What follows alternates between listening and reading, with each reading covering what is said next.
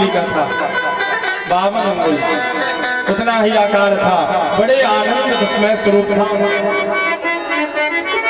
सभी लोग देवताओं जय जयकार किए हैं और भगवान से आग्रह किए हैं, आपने इस भाव को प्रादुर्भाव भय है शरीर को, अब हम लोगों का कष्ट को हरण करिए और राजा बलि से सब कुछ छीन के हमको वापस दिलाइए। भगवान ने कहा है ठीक है, लीला करना प्रारंभ किया है। भगवान गणन करके और चल दिए हैं राजा बलि के यज्ञ में पहुंचे हैं। यज्ञ समाप्त होने वाला था, उससे पहले भगवान पहुंचे हैं द्वार पे। राजा बलि के यज्ञ मंडप में पहुंच गए और द्वार पे जाके भगवान ने देखा है।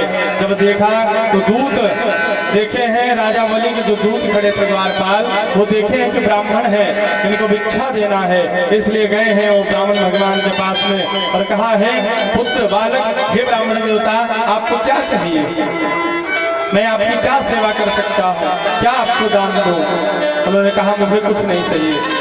उन्होंने कहा देखिए हम राजा बलि के दूत हैं और राजा बलि का कर्तव्य है कि उनके द्वार से कोई ब्राह्मण आ जाए या कोई भी भिक्षुक आ जाए या कोई दुखियारी आ जाए, दुखियारा आ जाए, उसको कभी नष्ट निराशा नहीं हाथ देते हैं। इसलिए आप कहिए, राजा बलि बहुत बड़े राजा हैं, आप जो कहेंगे उनसे मैं दिलवा दूंगा। उन्होंने कहा नहीं, जब याचना बहुत सारी किया है दूतों ने, उन्होंने कहा है जब देना है तो राजा बलि के हाथ से मैं लूंगा, तुम लोगों के हाथ से मैं दान नहीं लूंगा।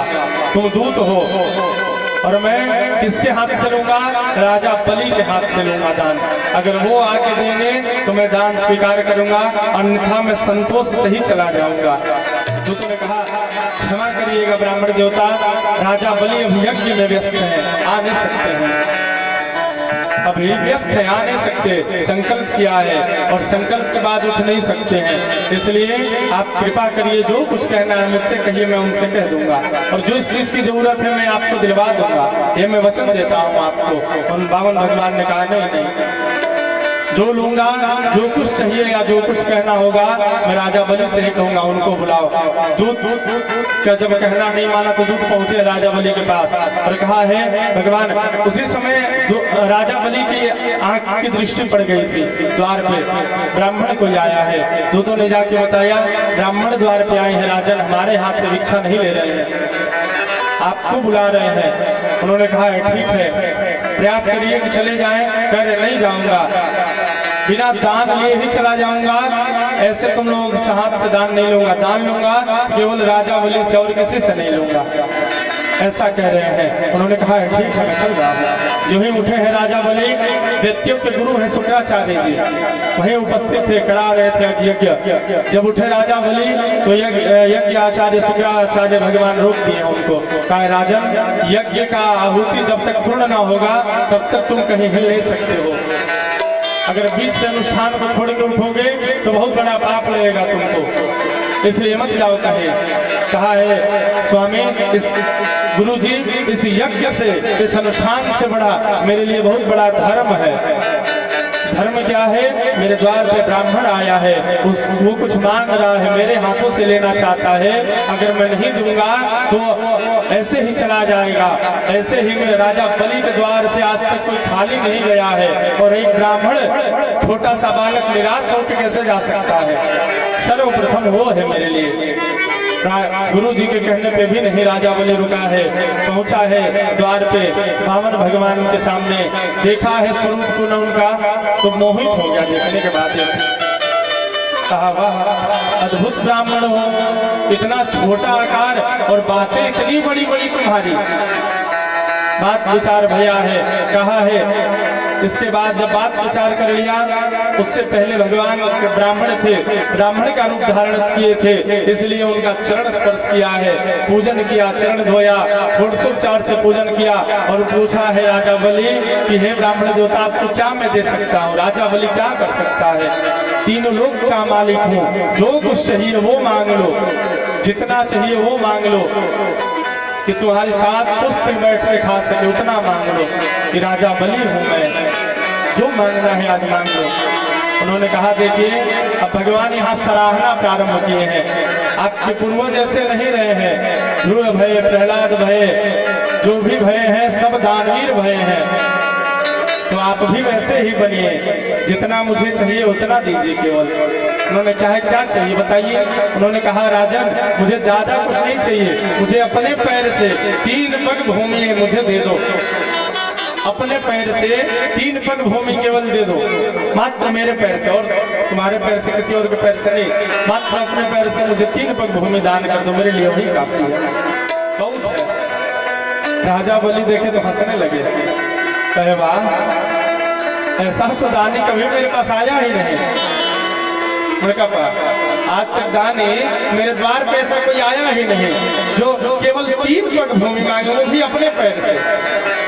ऐसा कोई दानी मिला नहीं मुझे, जो आया है बहुत बड़ी कथन किया है, मुझे यज्ञ द्वीप दे दो, सागर का एक मालिक बना दो, घोड़े दे दो, हाथी दे दो, अश्वमेध जितना यज्ञ का फल प्राप्त होता है सब कुछ दे दो, उसके लिए स्वर्ण दे दो, अन्न धन तन मन जितना सब कुछ दे दो। लेकिन आज बड़ी विचित्र की बात है, एक ब्राह्मण आया और मुझसे केवल 3 पग भूमि मांग रहा है अपने पैरों से। अरे कितने होंगे बड़े तुम, लेना है तो कम से कम मांगना भी था तो इस राजा बलि के लायक मांगते जो तुम्हें दे सके, ऐसी वस्तु मांगते, ऐसा दान ना मांगो, अगर ऐसा मांगो तो राजा बलि का अपमान होगा। 3 पग भूमि मेरे, वो भी कहा होता अपने पैर से, तो मैं अपने हिसाब से दिया होता जितना देना। स्वयं आप कह रहे मेरे पैर से और मेरे पैर से नापी भूमि दे, ये बड़ी अचंभा। कुछ दूसरा मांगे, हाथी घोड़ मांगिए, घोड़ा मांगिए, एक देश मांगिए, 10 देश मांगिए, द्वीप मांगिए, नहीं मांगना है तो लोक मांग लीजिए, एक लोक प्रदान कर दूंगा आपको। मैंने कहा नहीं नहीं राजा, संतुष्ट ही सबसे बड़ा धन है। बताया था ना कि गोधन गजधन बाज धन और रतन धन खान, जब आवे संतोष धन सब धूरी, सब धन धूरी सब समान हो जाता है। कब? जब हमारे अंदर संतोष आ जाए। और संतुष्टि बड़ी बहुत बड़ी चीज है। जिस व्यक्ति के अंदर संतुष्टि नाम की चीज नहीं, वस्तु नहीं है, वो जीवन में उसको कितना ही लोक प्रदान कर दो ना, पूरा भारत प्रदान कर दो कि तुम 140 करोड़ के मालिक हो, वो कभी संतुष्ट नहीं हो पाएगा, क्योंकि उसके अंदर संतुष्टि की भाव ही नहीं है। जितना प्रदान करो अधूरा रहेगा, उसको लगेगा कुछ ना कुछ चाहिए। बावन भगवान ने कहा राजा बलि मुझे इससे आगे कुछ नहीं चाहिए, मुझे बस इतना ही दे दो। वो ब्राह्मण नहीं है जो अपने वचन पे संतुष्ट ना हो, अपने आप पे संतुष्टि का प्रभाव ना रखता हो, वो ब्राह्मण नहीं है।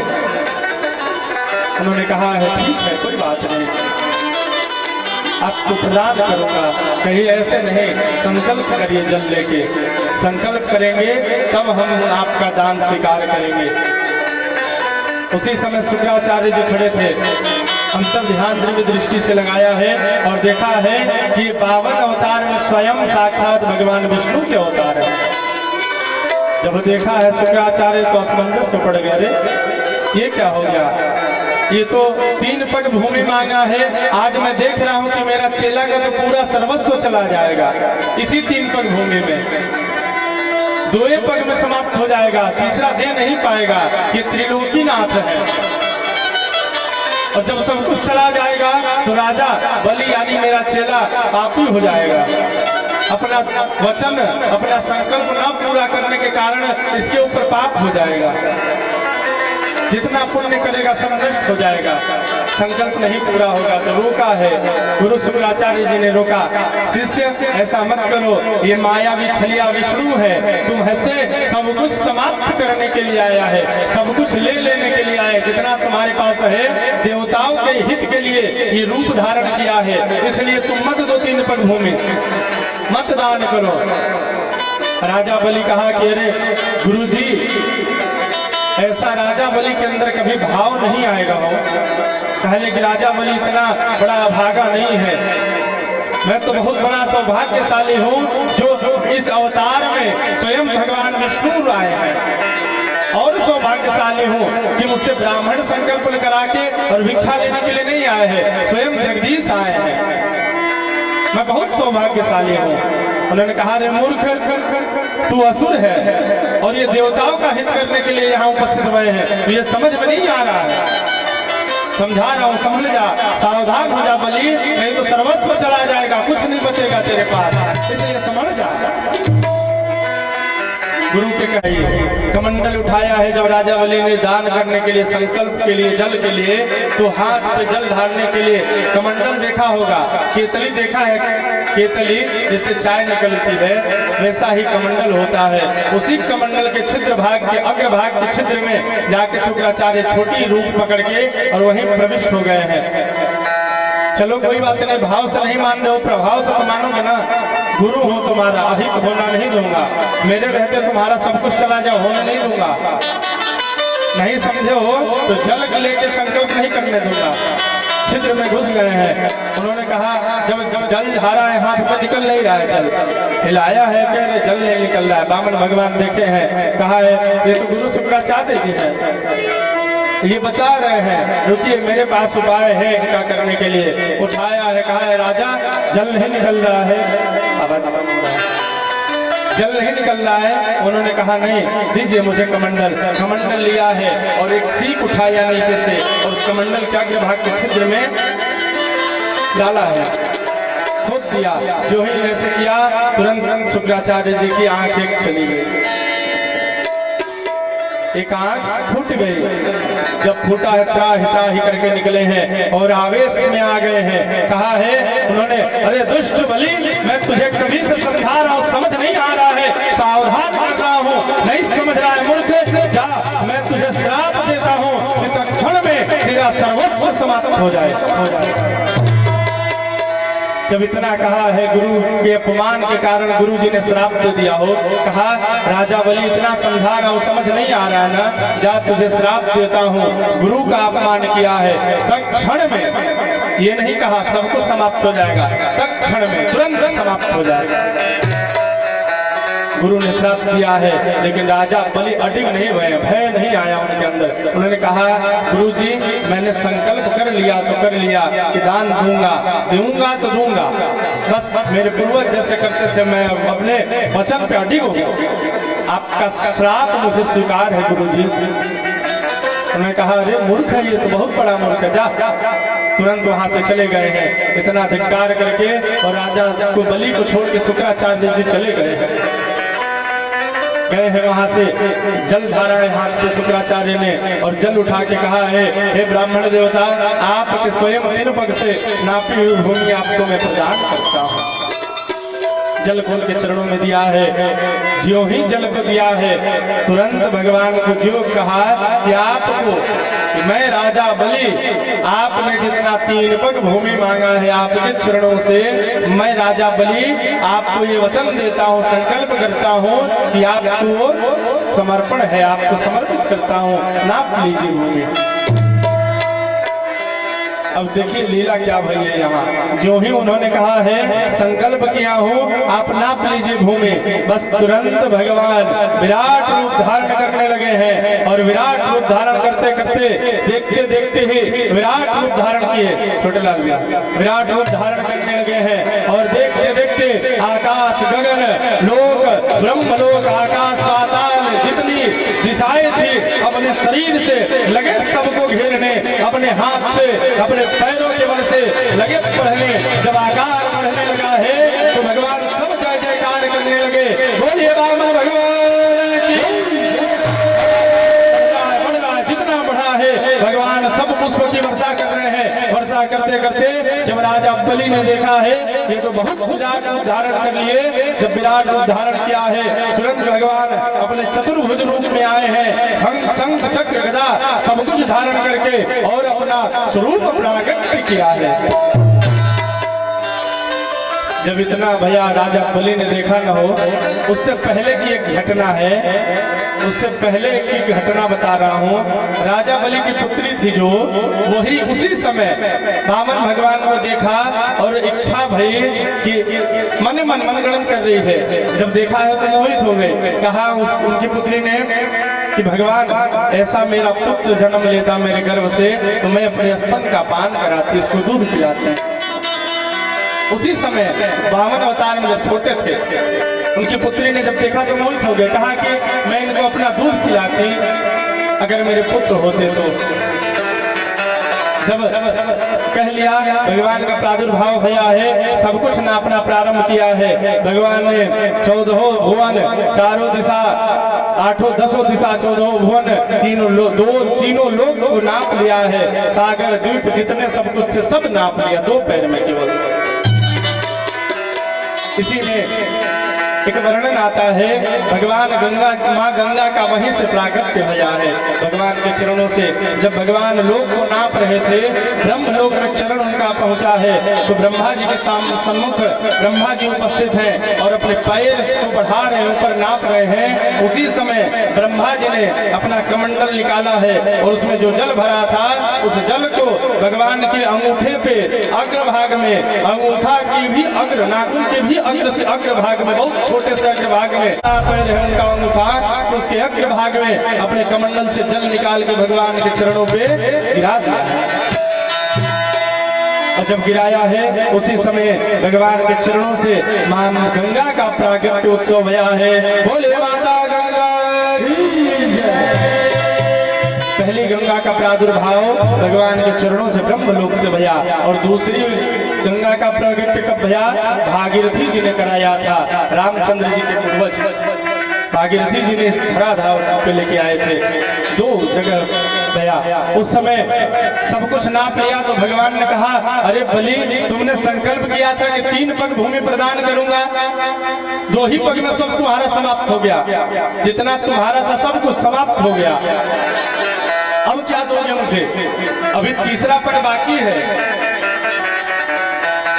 तीसरा पग अभी बाकी है, अब क्या दोगे? कुछ बचा है तुम्हारे पास देने के लिए? राजा बलि के पास कुछ बचा उचा नहीं था हो, अब कहे तो क्या कहे।